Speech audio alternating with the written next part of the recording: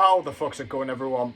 Back today with another video, coming away from the vinyl updates, recommendations sort of format that I have been doing for the last couple of vids, just for a second, to bring you something slightly different. This is something that I thought up since a conversation that I had yesterday with somebody.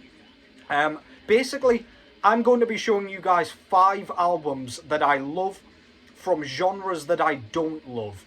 So when you guys collect records, I'm sure you understand, you'll pick up bits and bobs here and there that you really like without even thinking about what genre it's come from. It's just something you like, but when you think about it, it's not your usual bag. So most of my collection is Black Death thrash metal, but then I've got a few albums from a few different styles that I would never kind of buy in bulk, if that makes sense. So lots of these are just kind of one-time listens, or I guess flash in the pan kind of bands where they don't come around from those genres very often. And I just thought this might make for an interesting topic if you guys indeed want to jump in on the comments, or indeed during a video of your own. So yeah, just going to get straight into this thing.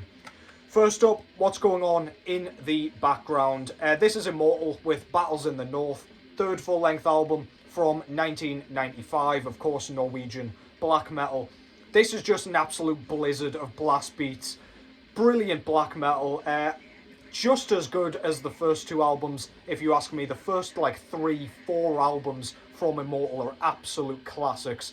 Yeah, it's all kind of based around this kind of fictional, sort of snowy, frosty, I don't know, world, I guess, that they've created. At least that's my understanding of it. And yeah, it's just brilliant. Abat's vocals are great, the riff writing's stunning, the drumming is relentless, and it's just got a really unique sound, man. I'm sure you don't need me to describe to you what this sounds like, but yeah, enjoy that in the background. Don't listen to this one very often compared to their other work, to be honest, but yeah, really, really good one.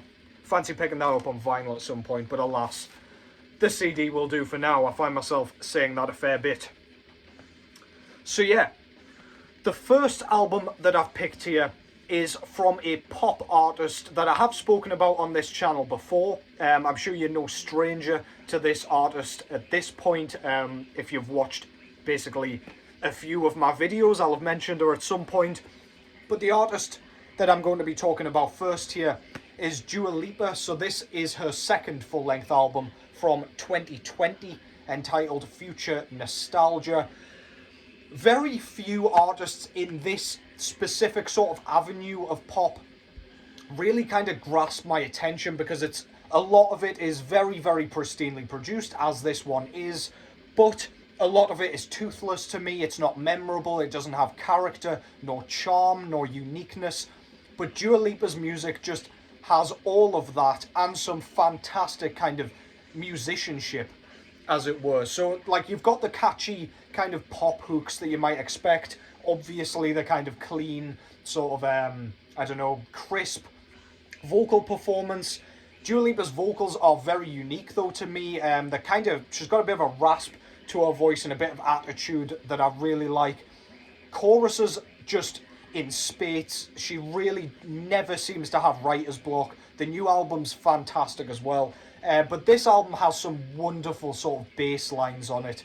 That's something that really grasped me about her music. The production and everything is absolutely brilliant. It's just eternally replayable.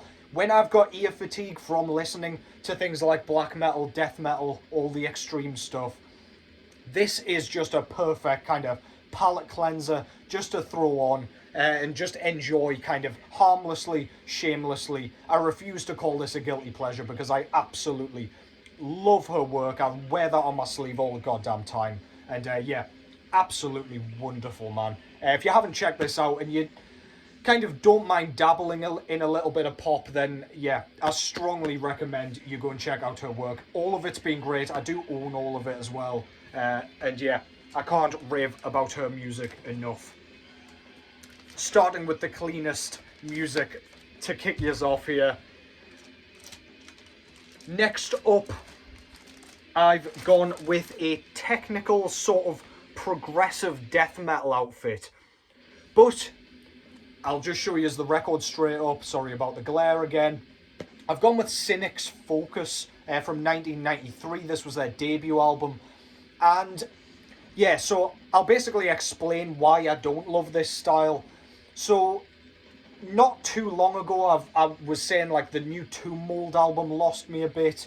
We've had a few bands kind of go the progressive route that just, I don't know, it's just too much for me. Usually it's not that memorable, it's not very replayable, it's usually way too kind of challenging for my liking, and not because I don't understand it or I'm not fucking well, perhaps I'm not intellectual enough to understand it, but that's not kind of the reason. It's not like overly complex, it doesn't make me like think and make my head explode. It's just aggressively in your face kind of technical, and I've never loved that. Things like Necrophagist, which gets loads and loads of hype, never really grasped me too much. I mean, of all the bands in that vein, they're probably one of the ones I enjoy more. But yeah, like when Tomb Mold kind of went over into that kind of avenue, they lost me. It's just, less is more for me when it comes to death metal usually. But Cynic has such a unique sound on this particular album that I can't help but just really enjoy it. It grasps my attention. It sounds like nothing else except perhaps Obscura that kind of took their sound and ran with it. This is very technical, don't get me wrong. Lots of spacey passages where there's not a lot of death metal going on. It just kind of goes into that prog metal sort of realm. Just to kind of slow things down. Well, not even slow down, just to kind of bring the tone down a bit. But we've got kind of growls, sort of mid-register screams.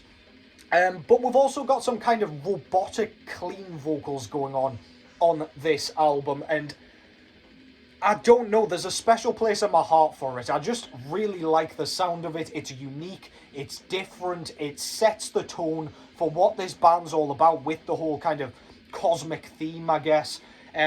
It's very, very good. But that is not a genre that I enjoy in like large quantities. I can probably count on one hand the number of kind of prog death records I have in this sort of realm. And for good reason, I just wouldn't play it very much. I don't play this one a ton, but this just, I mean, when somebody mentions prog death, tech death, this is the album that comes to my mind as being the one that I really would go to and gravitate towards. But again, if you gave me like 6 Cynic albums that all sounded like this, I'd go back to this one. There is no need for me to have loads of albums in this particular style. But yeah, if you like the sound of that and you haven't heard this, I do recommend it. But yeah, your boy's too fucking stupid to actually understand or enjoy any of that stuff. Apparently. But yeah. Really good stuff. The next band and the next kind of genre that I'm going with here is this one. So this is Alest out of France with, I'm not sure how many albums in this was, perhaps 5, 6. Don't quote me on that. I'm not super well versed in their discography. But this is a Spiritual Instinct, if I can spit my words out. This is kind of in the post-black metal, black gaze kind of realm. So when I think of that style, I think of bands like Death Heaven, which is like a polarizing band for better or for worse. I don't mind Sunbather, but it's not an album I pick up very often. This one really did grasp me because of the kind of emotion that has gone into this. I sort of see post-black metal as being a little bit too kind of artsy-fartsy, a little bit too kind of sad. It's too kind of focused on sadness and not a lot on music, if that makes sense. But Alcest, to me, their music is interesting enough to keep me gripped. The kind of transitions from that kind of post-black metal sound into the more kind of upbeat, blast beat passages with kind of Nij, I believe that's his name, the vocalist. His like piercing screeches really just add an element of, again, emotion, kind of thought-provoking sort of stuff that just really, it cuts to my core. And that to me for this style is the sign that I'm enjoying it. I don't listen to this to kind of punch the air and run my head through a wall.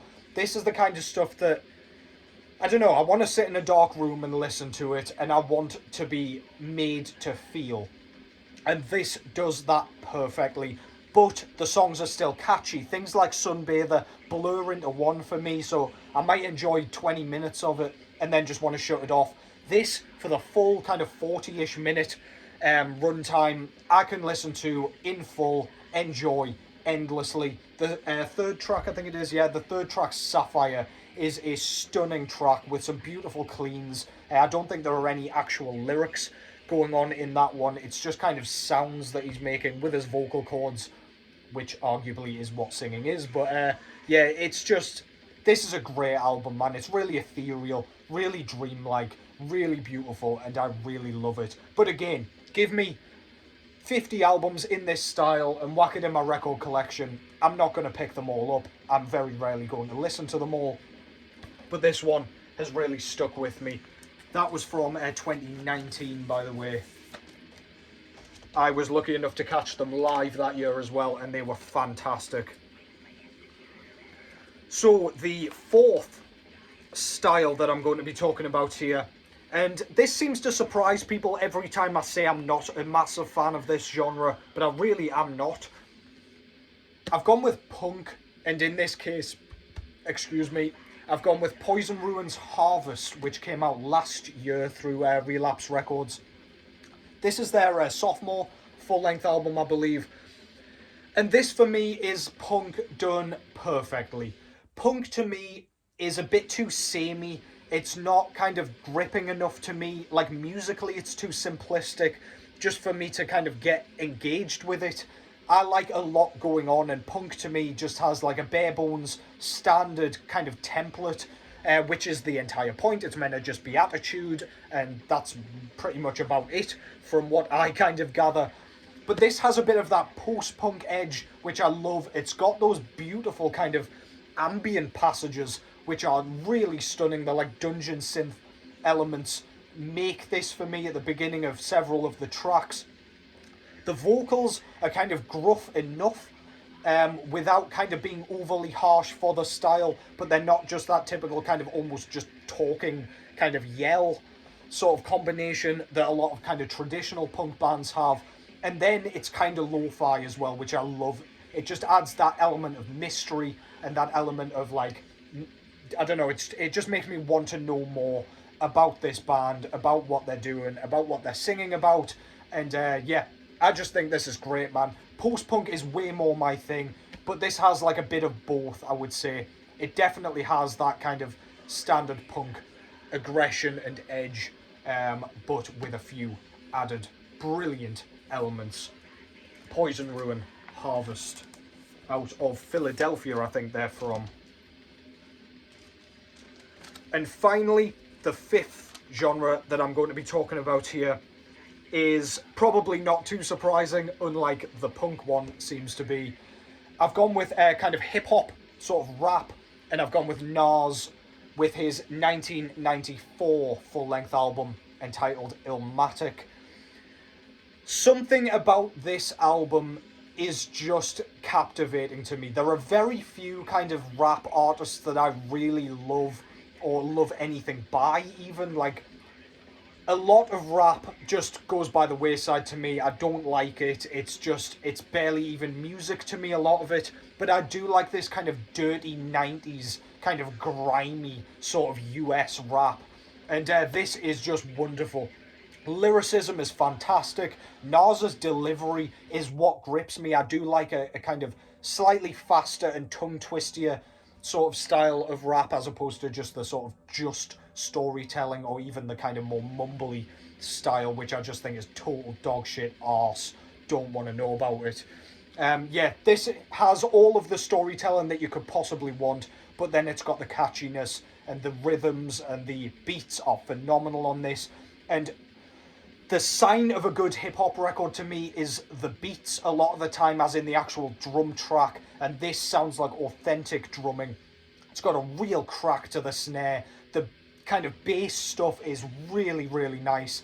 Lots of 16th note kind of traditional hip-hop beats going on this one. One of my favourite tracks of all time in terms of just hip hop, I would say, is New York State of Mind.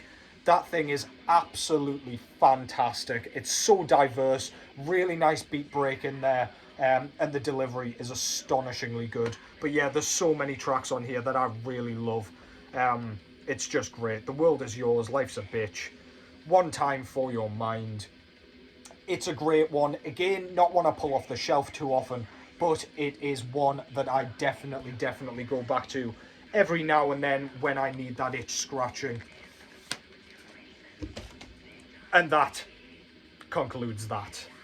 Thank you very much for watching. Hope you enjoyed that. Give me some of your picks down below. Normally I'm just getting kind of black metal recommendations hoid at me that I never get round to, but I would really like to hear your takes for kind of styles that you don't love, but albums that you don't mind sharing that you like, whether guilty or otherwise.